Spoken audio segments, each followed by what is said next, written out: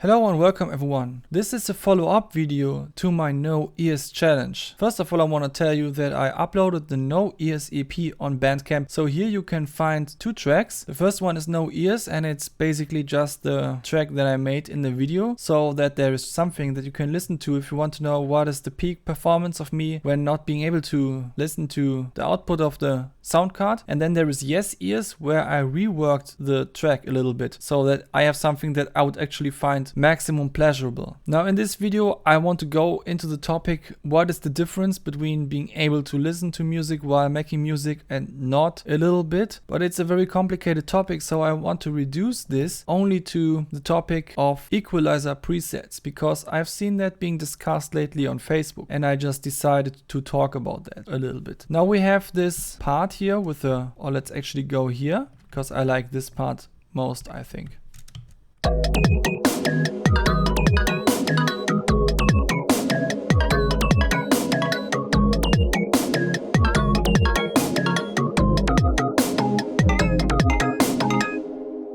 So I want to talk about the snare, and in the snare we have three different layers in this FX layer. One of them is just the dry snare, and one of them is the dark reverb, and one of them is the bright reverb.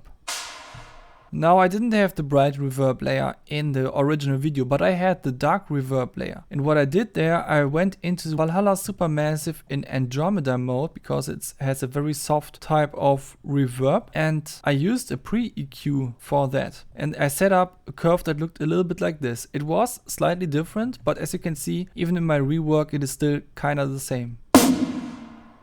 Now let's put that on solo.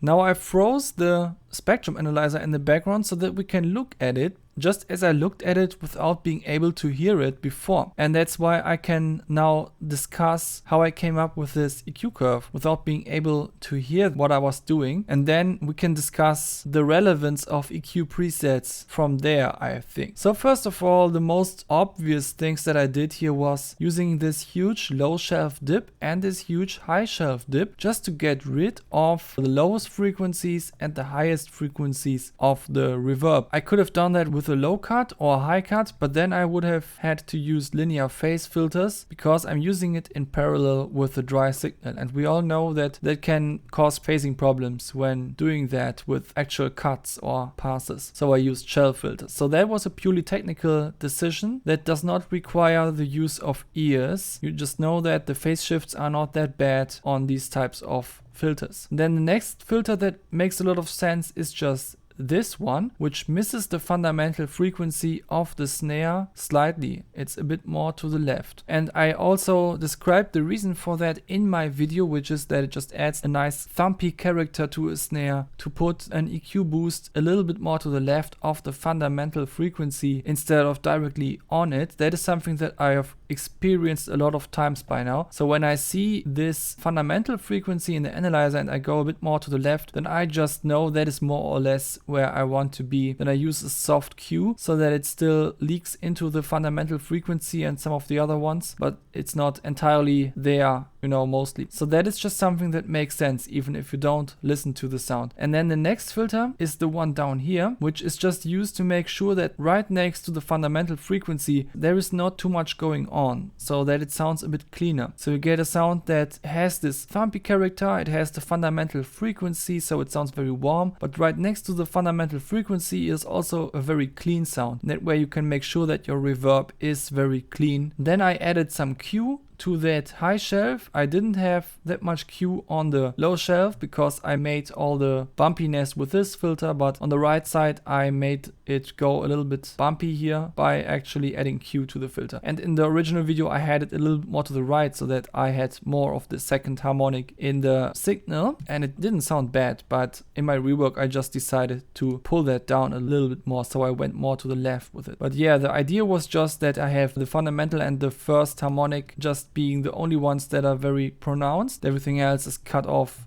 a lot. And yeah, that is just a shape that more or less worked, and I didn't change it a lot in my rework, so apparently it just made sense. Now the real question is, say this was an EQ preset and you would sell that to newbies who just start making music. Would they be able to appreciate this? Like, would they use it in the right way, or would they use it in a different way? Would they learn EQing from that? Would their music benefit from this preset? That could be questions that you could ask yourself, and that's always something that I question, because the reason why I was able to come up with this shape was, first of all, because I knew what I wanted, so I could just draw this shape. I didn't need a preset for that. And secondly, even if I knew the function of this shape and I would instantiate it on the correct sound, how would I know what kind of tweaks to make if I didn't know the function of each filter and its settings that are instantiated here? You know, just because these are my settings that I came up with, I can actually describe why I chose them to be the way they are, and when I listen to the sound and respond to it, then I can tweak these settings very surgically and find the sound, just the sound that I want to have. Some people who would get this as a preset and then find out that their fundamental frequency doesn't align, they might think they have to move this filter here so that it works again, or maybe they would think that you have to select all of the filters and move them there to make it work. I don't know what they would think, you know? So that would completely ruin